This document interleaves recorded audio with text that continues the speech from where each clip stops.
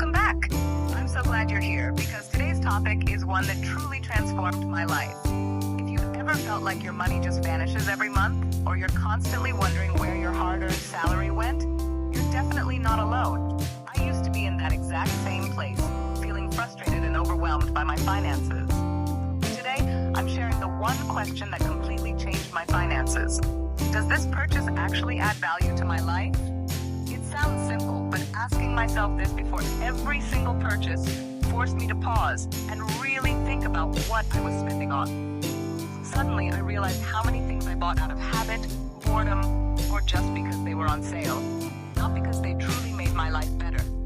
For years, my salary disappeared as quickly as it came in. I'd get paid, feel a rush of excitement, and then within days, I'd be back to counting coins and worrying about bills. It was a cycle that left me feeling stuck and anxious, always chasing the next paycheck, but never really getting ahead. My home was full of stuff, clothes I barely wore, gadgets I hardly used, and random things I thought I needed. But despite all this clutter, my bank account was always empty. It was like I was filling my space with things, but not my life with meaning or security. Then I discovered the concept of financial minimalism. It's not about depriving yourself or living with nothing. It's about being intentional with your money. I learned to focus on what truly matters to me, and to let go of the pressure to keep up with trends or buy things just to fit in. This shift in mindset was liberating, and it made managing my money so much easier. By cutting out just 10 categories of purchases, things I realized I didn't actually need, I managed to save over 50,000 rupees in just 1 year. That's money I could use for experiences, investments, or even just peace of mind. It was incredible to see how small changes added up to such a big difference. Today, I'll break down those 10 things I stopped buying, exactly how much I saved on each, and I'll also share practical alternatives you can start using right now. Whether you're looking to save for a big goal, pay off debt, or just feel more in control of your money, these tips can help you get there. And trust me, you'll want to stick around for the number one item on my list. It's so obvious, but it was the biggest drain on my finances for years. I couldn't believe how much I was spending without even realizing it. So grab a notebook, get comfortable, and let's dive in together. I promise, by the end of this video, you'll have practical steps you can take to start saving more and spending smarter. Let's get started. First up, books. If you're anything like me, the smell of fresh pages and the sight of a well-stocked bookstore is pure joy. There's something magical about wandering through aisles, discovering new authors, and picking up a book that promises to transport you to another world. But as much as I love this ritual, I started noticing a problem. Every month, I'd walk out with a bag full of new books and a wallet that felt a lot lighter. The excitement of buying books was quickly replaced by the sting of seeing my bank balance drop. It wasn't just the cost of the books themselves, but also the little extras. Fancy bookmarks, coffee at the in-store cafe, and the occasional tote bag I convinced myself I needed. Soon, my shelves were overflowing with unread books. I realized I was more addicted to the thrill of buying books than actually reading them. The pile of to-be-read books kept growing, and I felt guilty for spending so much on something I wasn't even using. That's when I remembered the public library, a place I hadn't visited since I was a kid. I dusted off my old library card and decided to give it another shot. The solution was right there all along, rediscovering a public library. Suddenly, I had access to thousands of books, magazines, and even audiobooks, all for free. The library became my new happy place. I could try out new genres without worrying about wasting money, and if I didn't like a book, I could simply return it and pick another. I also started exploring second-hand bookshops and street markets. There's a special charm in finding a well-loved book with notes in the margins or a faded cover. Not only are these books cheaper, but they also come with a bit of history and character. And then there's the world of digital reading. Ebook subscriptions like Kindle Unlimited opened up a whole new universe of stories. With just a tap, I could borrow or buy books instantly, often at a fraction of the cost of physical copies. Plus, I could carry an entire library in my bag. By making these changes, my monthly book budget dropped from 500 rupees to almost zero. I was amazed at how much I could save just by being a little more mindful about my reading habits. Over the course of a year, that's more than 5,000 rupees saved.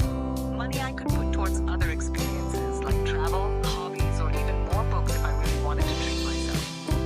But the biggest change wasn't just financial. I shifted from being a book collector to an actual reader. I started finishing more books, exploring new topics, and enjoying the simple pleasure of reading without the pressure to buy. So whether you borrow from the library, swap with friends, or go digital, your wallet and your shelves will thank you. You'll save money, reduce clutter, and rediscover the joy of reading for its own sake. Let's move to the next big saver. 10. Next, let's talk about single-use kitchen gadgets. My drawers were full of tools I barely used. The fix? One high-quality chef's knife. I learned basic knife skills and ditched the clutter. Now I cook better, save space, and avoid spending thousands on unnecessary gadgets. This shift easily saved me 8,000 rupees a year. Invest in skill, not stuff. Let's see what's next. Fast fashion was my weakness. Cheap, trendy clothes that added up fast. My closet was overflowing, but I always felt like I had nothing to wear. The solution? A capsule wardrobe, fewer, high-quality, versatile pieces. I decluttered, invested in timeless basics, and focused on cost per wear. My clothing budget dropped from thousands a month to just a few thoughtful purchases a year. I now save over 15,000 rupees annually. Getting dressed is easier, and I feel more stylish than ever. Quality over quantity wins every time. Ready for another easy win? 10. Bottled water. Such a simple expense, but it adds up.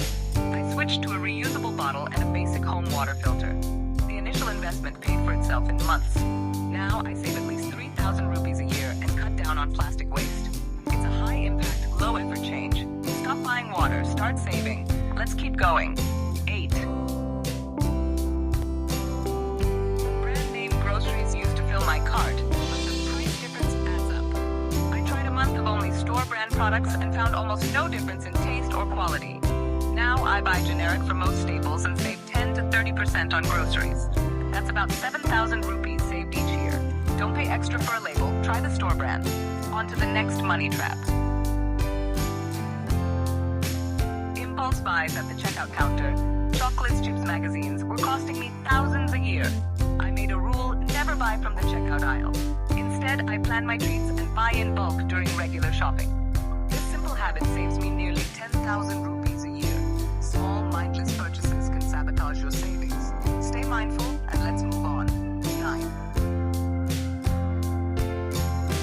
Every year, it feels like there's a new phone launch that everyone's talking about. The pressure to upgrade to the latest smartphone is everywhere. On billboards, in your social feed, and even in conversations with friends. It's almost as if you're missing out if you don't have the newest model in your pocket. But let's be honest, keeping up with this cycle is not just exhausting, it's also incredibly expensive. I used to be caught up in this race myself. Every 2 years, without fail, I'd find myself at the store, trading in my perfectly good phone for the latest model. On average, I was spending nearly 30,000 rupees a year just to keep up with the trend. That's a lot of money for something that, honestly, didn't change my life all that much. One day, I paused and really thought about it. I asked myself, does this new phone actually do anything my current one can't? Sure, the camera might be a little sharper or the screen a bit brighter, but for my daily needs, calls, messages, browsing, and photos, my existing phone was more than enough. That's when I made a decision. I'd keep my phone until it truly needed replacing, when it stopped working well or repairs became too expensive. Instead of chasing the latest trend, I started taking better care of my device, updating the software, and using a good case to make it last. By extending my phone's life to 4 years instead of 2, I was able to cut my annual phone spending in half. Suddenly, I wasn't shelling out huge amounts every year, and my phone still did everything I needed it to do. That's a saving of 15 to 20,000 rupees a year.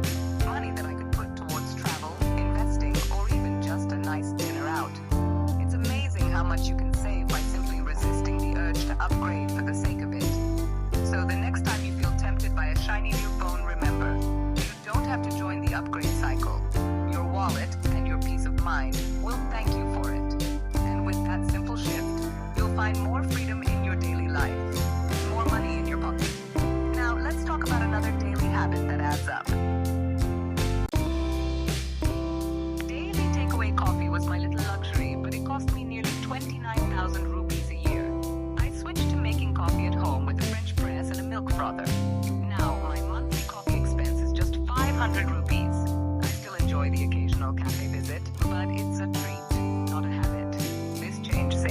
over 22,000 rupees a year. Small rituals at home can save big money. Ready to tackle the silent budget killers? 10. Subscriptions, streaming, music apps can quietly drain your bank account. I did a subscription audit, listing every recurring charge and asking, did I use this last month? I canceled everything I didn't use and downgraded where possible. This saved me about 6,000 rupees a year. Now I review my subscriptions every 3 months. Audit your subscriptions, you'll be shocked at what you find. Let's wrap up with the final money leak. 9. I used to always choose the premium or pro version of everything. Music, streaming, software, even when I didn't need the extra features. Companies sell us on status, but most of us only need the basic plan. During my subscription audit, I downgraded or switched to free versions wherever possible. This mindset shift saved me over 15,000 rupees a year. Pay for what you actually use, not for a label. Let's bring it all together. 8. Those are the 10 things I stopped buying, saving me over 50,000 rupees a year. It's not about deprivation. It's about intentional, value-driven spending. Download the free checklist in the description to start your own savings journey. What's one thing you stopped buying that saved you money? Share in the comments. Thanks for watching and being part of this community.